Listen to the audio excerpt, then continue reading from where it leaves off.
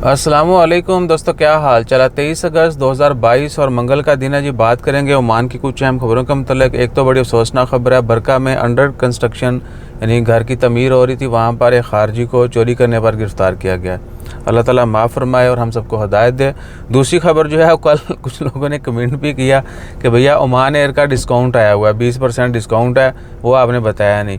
सबसे पहली चीज़ तो ये कि वो डिस्काउंट जो है वो सभी फ़्लाइट्स के लिए नहीं है, सिलेक्टेड फ़्लाइट्स के लिए, यानी मस्कत से सिर्फ मखसूस शहरों के लिए है। वो रिटर्न फ़्लाइट्स भी हैं और वन वे भी है।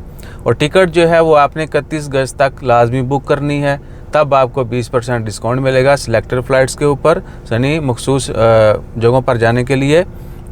और दूसरा क्या है कि वो फिर जो 20% डिस्काउंट वाली टिकट है उसके ऊपर आप कब सफ़र कर सकेंगे, ये आपने ज़हन में रखना है। अगर आप बुकिंग कर भी रहे हैं तो वो आप 15 सितंबर 2022 से लेकर 31 मार्च तक, इस दौरान आपने बुकिंग करनी है, यानी इस दौरान आपने ट्रैवल प्लान करना है।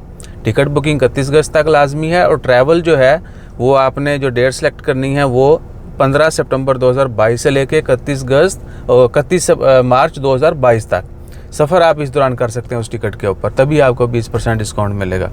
तो इसमें यानी बहुत मखसूस शहर हैं, आप ऑनलाइन जाकर चेक कर सकते हैं वेबसाइट के ऊपर भी, या उनके जो एजेंट्स हैं, ट्रैवल एजेंट्स, उनके ज़रिए भी।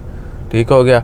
और मेरे ख्याल से आजकल ये जो दिन हैं ये किसी सीज़न में नहीं आते, ठीक है ना, क्योंकि ना तो हमारे मुल्कों में छुट्टी होती है, ना कोई त्यौहार है।